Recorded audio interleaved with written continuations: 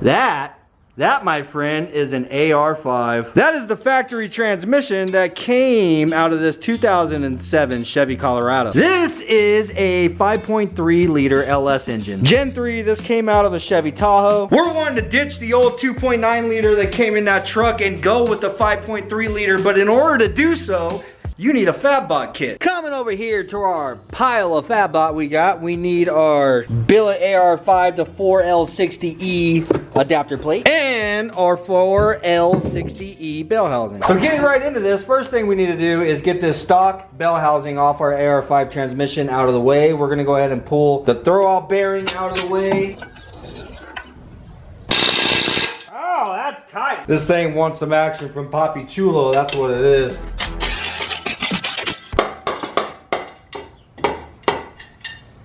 Goodbye. Go ahead and throw your stock AR5 bell housing to the side because you are no longer going to need that. Now it is time to go ahead and throw on the FabBot billet plate. This is what it is that is going to convert our AR5 transmission over to the 4L60E bell housing. So you have a couple dowels here on the transmission that the plate will actually press onto. FabBot has also supplied you with every single bit of the hardware that you are going to need.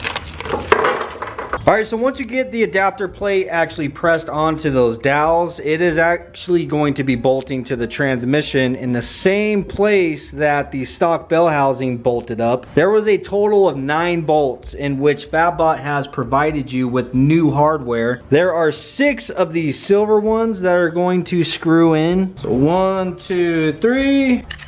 4, 5, 6, and the remaining 3 are these Allen wrench head bolts in which actually go in the countersunk holes. So you want to make sure you put the Allen wrench head bolts inside of the countersunk holes on the conversion plate. I'm actually going to go through and put a drop of blue Loctite on each one of these bolts before we send them in. I'm just going to snug them up with the drill. And now each one of these bolts, all 9 of them, torqued to 40 foot-pounds.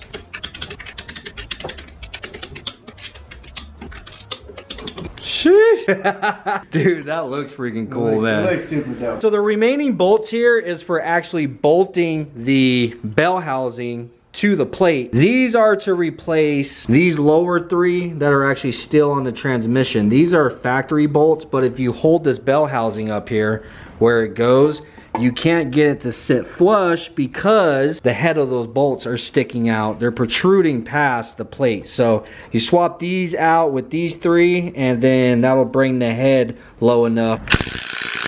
And this thing is actually sealed. I can see the RTV around it. Just to stay on the side of caution, I'm gonna just do 1 bolt at a time.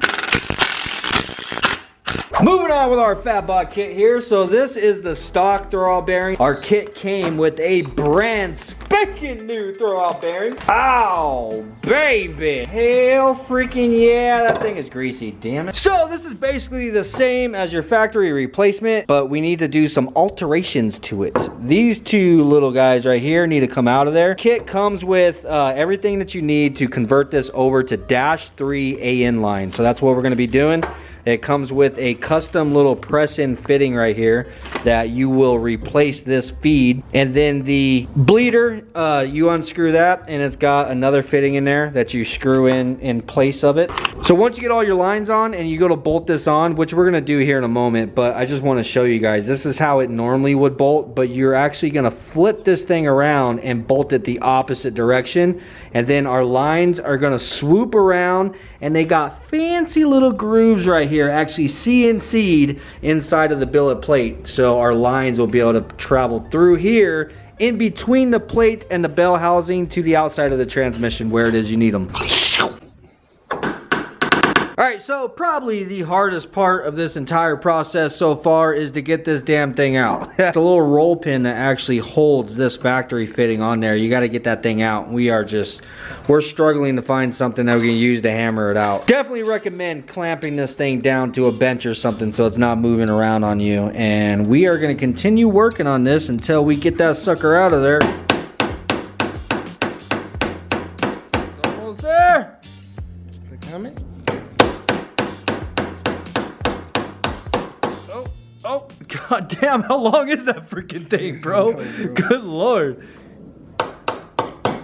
Oh, hell yeah. Satisfying moment. Oh, what the hell was that? So this is the conversion fitting that is gonna go into the throwout bearing now. Focus. So this is gonna press in there and it seals with an O-ring the same way the factory fitting did, except for now you have a -3 AN line sticking out. Put a little bit of lubricant on there and just plug her back in. Make sure that there ain't another O-ring in there. There's not. Gotta make sure that your old O-ring comes out. All right, that sucker all the way in there. Now just tap that damn thing back, tap that damn roll pin back in there that we just spent the last hour trying to get out, man. Yeah. So the other side that had this gold bleeder, you take that out, it just unscrews, luckily, and then you screw this little conversion piece in there, and it's got a crush washer to seal that. Get that good and snug, and bam, boy. Now you have -3 AN lines on both sides of your throwout bearing. Want some corn? All right, so now we have our fittings on here. We can go ahead and put on the transmission. The kit comes with a spacer that you must put behind the throwout bearing. So we slide this on. Remember, this was the old position. Now we are gonna spin it around to this position. FabBot also includes some extended hardware because you now have a spacer behind that. You don't wanna use your stock hardware. These two bolts go to 84 inch-pounds. They also include our -3 AN line. One of these, you see it has this little fitting on the end, which has the bleeder now. So you can actually extend this out the transmission. It's super freaking long, so you can place that thing just about anywhere you want. Oh, baby, would you look at that? So now the lines loop over around this direction, and you just put them into that little CNC spot in the plate. Now they'll be nice and secured and safe. Go up around our lines here. Bolt that sucker on. Wow, would you look at that? Would you just look at it? So now those 8 bolts holding the bell housing on are torqued to 38 foot-pounds. I also want to note that with this line tightened up where it should be, you get rid of the slack. The line was kind of in the way of torquing the bolts, but they have this CNC to a point there's just enough clearance that you can still move the line if you need to adjust the slack that you have here.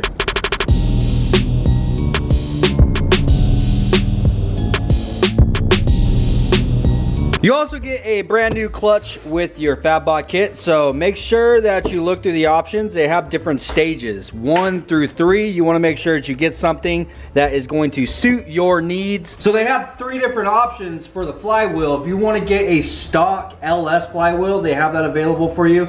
They have the billet steel. This is FabBot's product. And then they have a billet aluminum flywheel made by Fidanza, I believe, right? Yeah, I think it's Fidanza. Fidanza? I don't know. But go through your options. Make sure that you choose what it is that's going to suit your needs. We also picked up a set of OEM flywheel bolts because this engine, of course, wasn't automatic. It had a flex plate. The bolts are definitely different. You want to make sure that you get yourself a set of flywheel bolts. If you don't have them, FabBot's got you taken care of.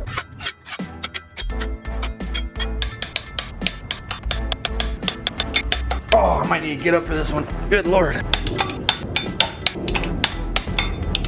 So we need to get the idler bearing in here. So we got some lube in our hole already. Gonna lube up the bearing. I just got this thing out of the freezer. Gonna kind of get it started with my rubber mallet. Honestly, I should have done this before the flywheel, but you know what? We do things backwards around here sometimes. So a 32mm socket seems to fit on there pretty well.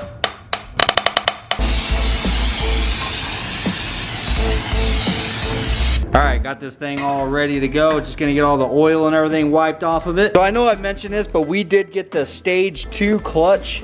Once again, if you are ordering one of these kits, make sure you go through the options and choose which one is best for you. Comes with a stage 2 clutch, 6-puck, and it comes with a stage 2 pressure plate, alignment tool, all the hardware to bolt your pressure plate up, and some lubricant in there.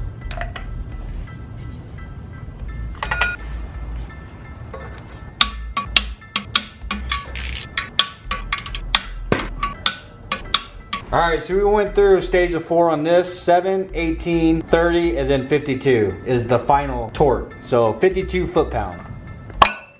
But now, how is it that we're gonna be able to put the engine actually in the truck? Of course, FabBot's got you taken care of there too. These are LS into Chevy Colorado, in which they have them marked for driver and passenger side. Am I the only one that looks at something whenever it's labeled left and right, and you just kind of sit there like, okay, which side is the left? Is it staring at the vehicle, or is it from inside the vehicle? No, they made it easy for you, man. It's marked passenger side, driver side, but if you look at this, now they sit in there like this, right? No, hold on. So driver side.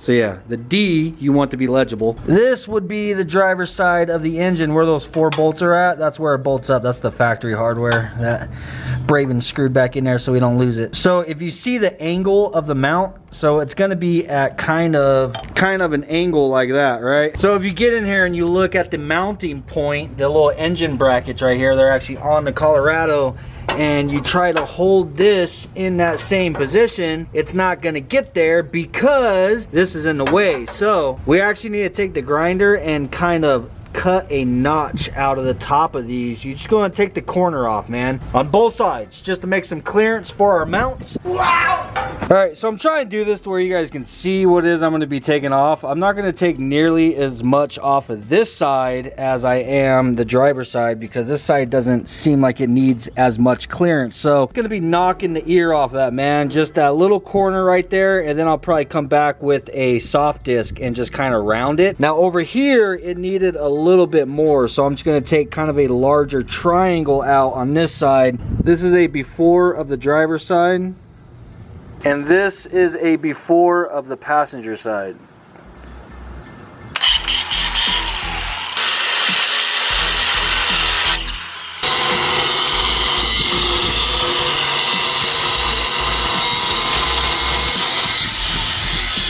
All right, so this is after, and as you can see, I just kind of took those corners off, and then I came back with a soft disc and just rounded it and cleaned it all up so there ain't no sharp edges. So now if you actually take our conversion mounts, set it in here, look, I have full range of motion. So I don't know exactly where it is the engine's gonna be sitting. I wouldn't know that unless I actually put the mounts on the engine and drop the engine in here, you know what I'm saying? But I guarantee you it's gonna be somewhere around this area, but it'll go all the way up flat. We have clearance now, so same with the passenger side. Set the mount in there, and we got clearance for days. So before I cut it, it came out here straight, and the mount wouldn't move much further than like right here, you know what I'm saying?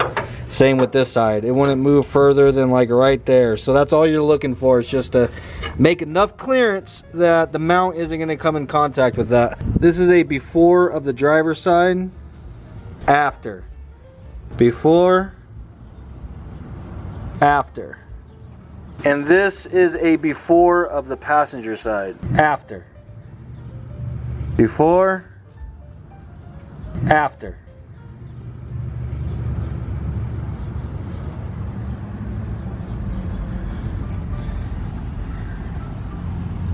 Hey, me from the future. I'm here to let you guys know that that is not all you have to cut.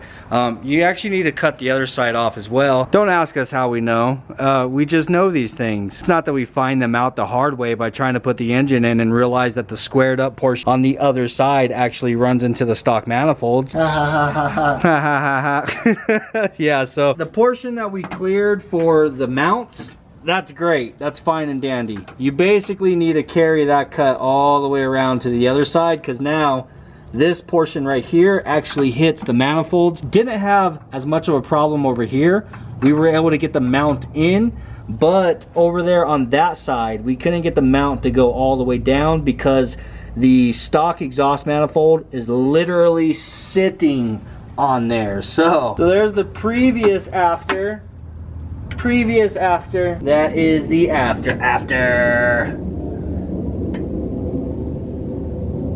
Alright, I'm gonna go ahead and rattle can it once again. We're gonna get back to putting this engine in. We'll see you guys in a couple of hours. Go ahead and hit these with a can of spray paint just to clean it up, protect it from rusting. All right, we got the mounts on and left the hardware a little bit loose so that we can take advantage of that adjustability in it. Oh yeah, very nice. Very nice indeed. One more thing that we need to do before we can just go ahead and shove the square peg into the round hole, and that is power steering. So right now we have full access to that rack and pinion, and I want to take advantage of that while we do.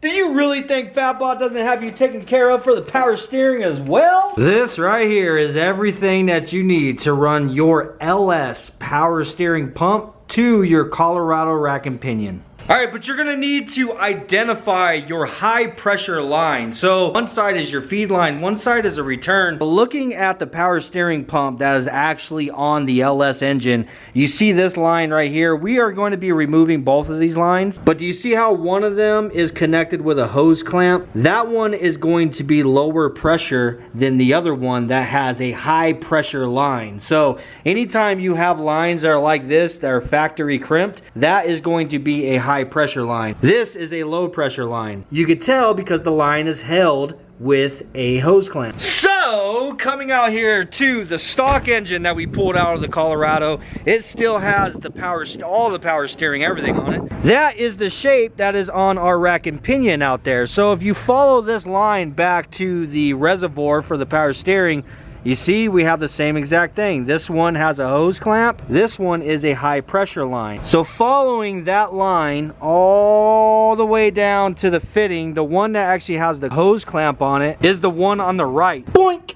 You guys recognize that shape? So the bolt is on the top, the lines are lower than the bolt. The same as that bracket does on the lines out there on the engine. So this right side is the one that was going to the low pressure, which makes the left side the high pressure side. Look at this, man. This is starting to become a trend. We got that same shape. So this is going to be their conversion piece. And these two fittings right here is what is going to go inside of the rack and pinion. So you see those fittings have a slot that little bracket goes inside of. But you also want to pay attention to the size of these fittings, and as you can see, one of them has 2 O-rings. So I would imagine the side that has 2 O-rings is probably because it has to handle higher pressure, right?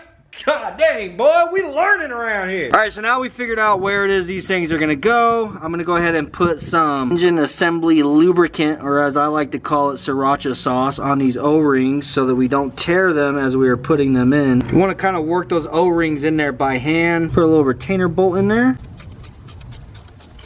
Now, I don't have a torque spec for this, but I'm just gonna snug it up nice and tight. Boy, what you know about that?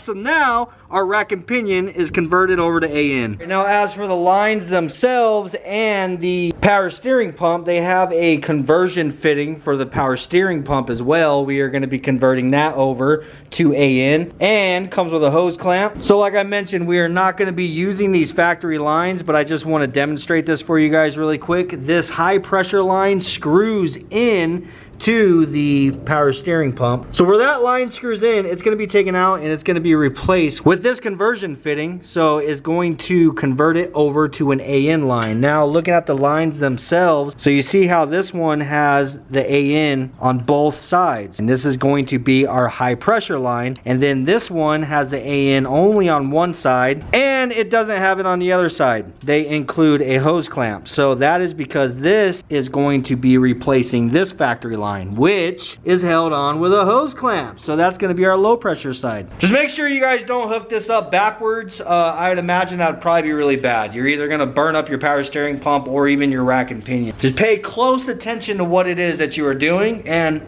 you won't have any problems. Out with the old high pressure power steering line for sale. 2001 Chevy Tahoe. Alright, I want to show you guys this one more time because I went ahead and I marked this. The left side is the high pressure, the right side is the low pressure. The left side fitting was a little bit larger and it had 2 O-rings on it. The right side fitting was a little bit smaller in diameter and it has 1 O-ring on it. The large and small diameters I am referring to is on the inside, the side that you cannot see right now. These AN fittings are the same size. So it would be really easy to get them backwards and mixed up. Make sure you don't do that. A little bit of lubricant on that O-ring. Always lubricate your O-rings, ladies and gentlemen. Nice. The time has come! We are calling upon the LS gods because we need your help. It is time to convert this small little Colorado into an LS fire-breathing monster. No, for real, it's time to put the engine in the damn truck.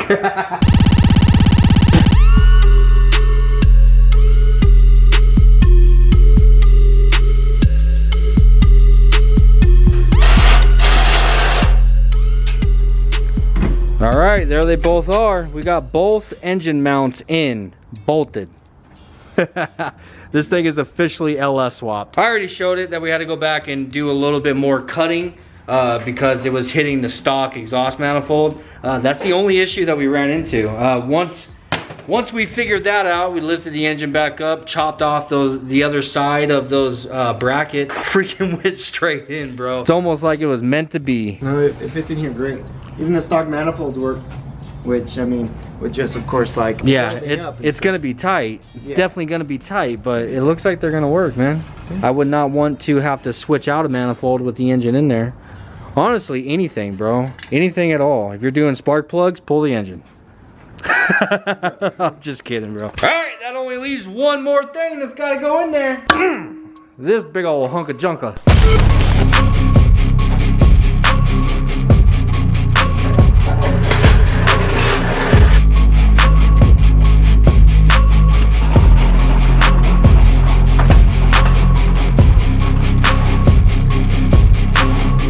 Ran to our local O'Reilly's and grabbed a brand new transmission mount. Give it to me. Hallelujah. Hallelujah. Yeah, the mount that was on there was shot, so he's gonna yank that old bracket off there, get the new mount on.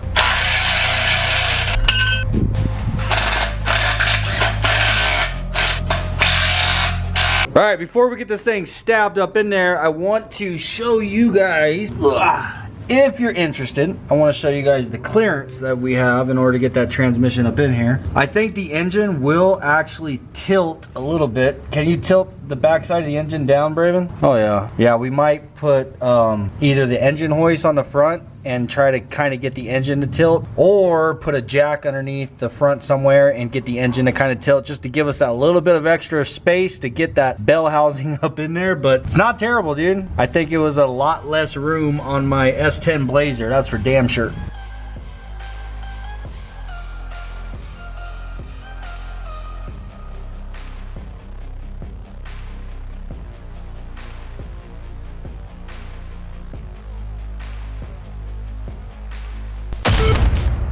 Transmission is installed, drive shaft is installed, quite on set. So what's really dope is from that FabBot plate back, the transmission, drive shaft, all that is exactly the same as it was when you take it off. All the mounting, everything is in the exact same place. You don't have to alter anything. You don't have to fabricate or cut or anything. The only thing that you have to cut through this entire process was those little ears that was on the actual mount. That was it. Other than that, everything just literally bolts right on.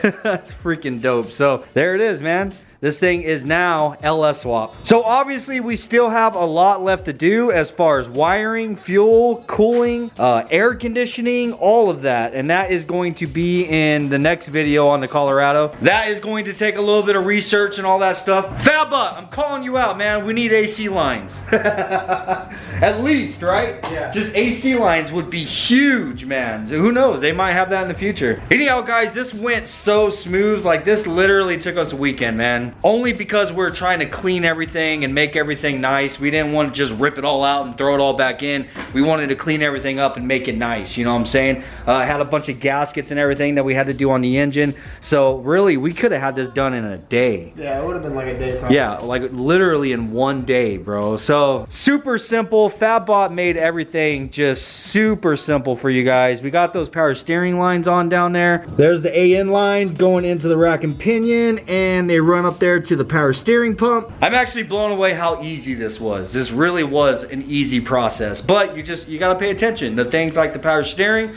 Make sure that you get the lines on the right side. Make sure that you cut enough off of the cradle that the engine actually sits in on the truck. Don't do what we did. We had to end up pulling the engine out and cut the other side, but I mean, other than that, man, everything went smooth. It was super simple. So huge shout out to FabBot. I'm gonna have all the links in the description down below, not only to FabBot's website as a whole, but I will also put the individual links for every single bit of the FabBot products that we used here on Braven's truck. Anyhow, guys, I hope you enjoyed this installation. I know it's kind of bittersweet. We don't get to hear the truck fire up and run, but that's next. Peace.